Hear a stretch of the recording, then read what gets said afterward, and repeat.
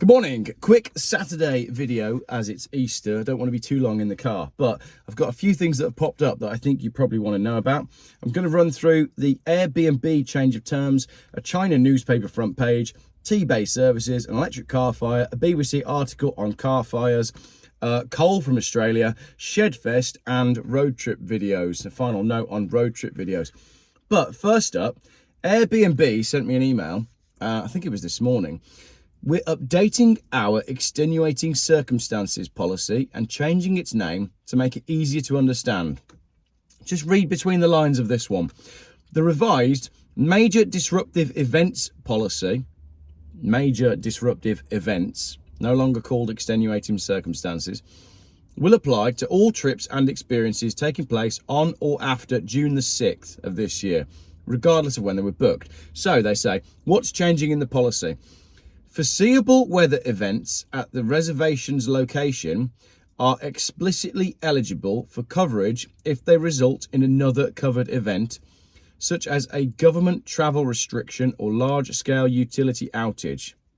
So what they're saying here is stuff that happens with the weather at the place that you've booked your holiday is explicitly eligible. So I think that means it's eligible for coverage. If they result in another covered event, such as a government travel restriction or large-scale utility outage. What's coming up this summer that they know about that we don't? That's basically the conspiracy side of how I read that. It just seems a bit odd to me. It says the policy will only apply to events in the place where the reservation is located. So if you book a holiday in Blackpool and then there's a climate problem and there's a local lockdown in Blackpool, then you'll get your money back. Events that impact a guest's ability to travel to the reservation are no longer covered. Okay, so they're talking about things that they've changed in their policy. If there's a climate lockdown in your city, let's say you're from Oxford, and Oxford, you've got a holiday booked to Blackpool, and Oxford announced that there's a climate lockdown and nobody's allowed to leave their zone, you won't be refunded for your holiday in Blackpool after June the 6th, 2024. Your continued use of the Airbnb platform from June the 6th constitutes acceptance of the updated major disruptive events policy. Thank you for being a member of our community. Nothing more on that. You tell me what you think. I reckon they know that something's coming and they've changed their terms and conditions accordingly, but it might be something, it might be nothing. Anyway, number two, the CHYNA newspaper front page. This is a front page of a newspaper that I saw just the other day. I'll show you, look. Tory MPs...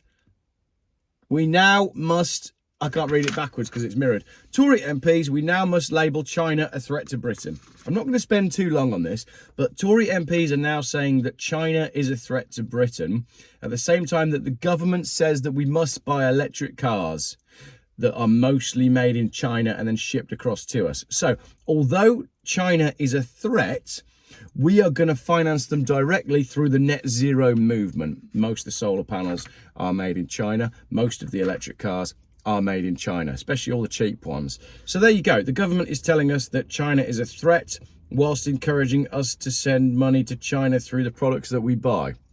Just thought that was funny. I just snapped a photo of that at a petrol station the other day. Speaking of petrol stations, Tebay services up in the Lake District. I heard yesterday that the queues for Tesla charging were insane. But that's all I've got to say on that. That's all I heard.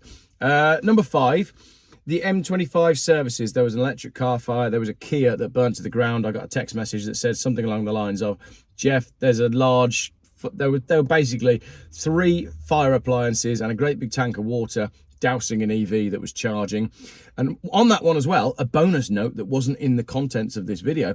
Got an email yesterday from a gentleman saying, Geoff, my electric car charging point, he's been charging it on a 3-pin for the last few years, and it eventually melted out the inside of the socket. And I think he said he was alerted to it by the smoke alarm because there were no visible signs on the outside, but inside it had all started to catch fire and melt. So a bit of fun in the electric car world. Another video coming on the electric car world is this one, this article from the BBC, which is about crews bracing themselves for a rise in electric car fires. And I'll mention it in this video, but that's going to be a separate video, so I'll do that one separately.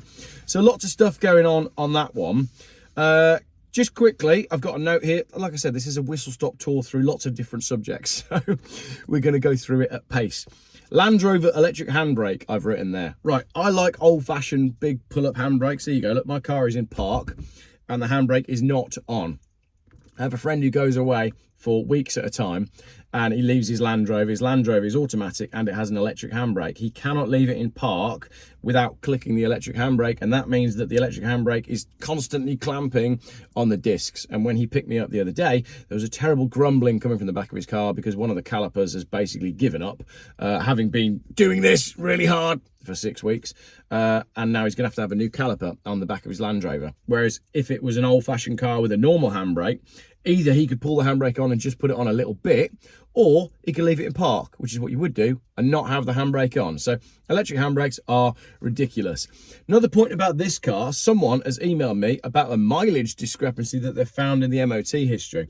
240,691 miles now. Geoff, just checked your latest addition to the fleet on vehicle score, and there's a weird mileage anomaly. The reading at the MOT in 2010 was 177,000, and it was exactly the same at the MOT in 2022, so 12 years later. However, at the MOT in 2023, it was 237,557. Did it really do 60,000 miles in 2022, 2023? Hope it gives you hours of fun. Terry. Terry, no it didn't. Someone plugged an OBD reader into the OBD port, read the true mileage of the car, and then corrected the broken odometer and adjusted the mileage so it was reading the correct number. So this is accurate. 240,000 miles. It's only 238,000 miles to the moon. So this car has been to the moon and is on its way back, but more about that in the road trip video that's going out tonight at 6:30. Number 6, had a conversation with a gentleman at the shop this morning whose friend works on the Severen Valley Railway. Low battery, ironic. Did you know that they're having problems with running the Severen Valley Railway because they can't get good quality coal? In the video that's going out tonight at 6:30, we talk about the history of Wales and how the Welsh coal was some of the best quality coal in the world, and Welsh coal powered the Industrial Revolution. Just down the road at the Severen Valley Railway in Bridgnorth, which is not far from Wales, they're currently using coal to power the train from Australia. So another great score there, just, well, for everyone really. So coal, which is quite heavy, let's be honest, is being shipped from Australia so it can then be lorried to Bridgnorth so it can be put in the train so they can use it, when really they should just be using coal from Wales, but that's bad for the environment. So instead we put it on a container ship from us. It's just mental, isn't it? It's just mental. Like them saying China's our enemy and then financing China by buying electric cars. 7, Shedfest. Auto Alex is running a car show called Shedfest. Dog. I basically did a live broadcast last night where people were joking around saying, let's all message Alex and tell him to get Geoff a ticket to Shedfest. And Auto Alex put on his Instagram yesterday that Geoff Buys Cars has been given a ticket to Shedfest. So I'll see you there. And lastly, I posted on my YouTube community page this morning a list of road trip videos, and I'll put them in the comments as well. This is light-hearted road trip content from across the years, from the days when I was making longer videos about cars that nobody was really watching, but it's nice, easy content with no conspiracy theories.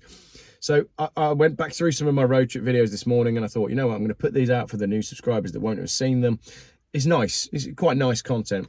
Lastly, there's a video going out at 6:30 tonight. That is it's a train to go to Wales to pick up this car. The first bit is just me on the train. The second bit is me chatting in the car as we drive to park it up. But the third bit's really interesting, and that's when John and I, John who sold me the car, get chatting about what's going on in Wales and what's been going on in Wales for the last 10 years, because he's been documenting.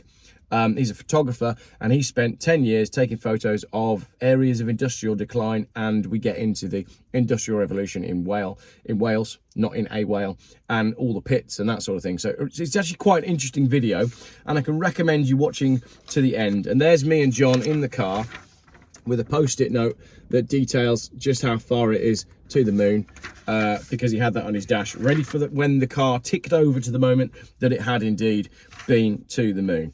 I've got one more here, one last one for people who are watching to the end. This is someone that's tweeted in this was tweets all about contrails that were going on in the week.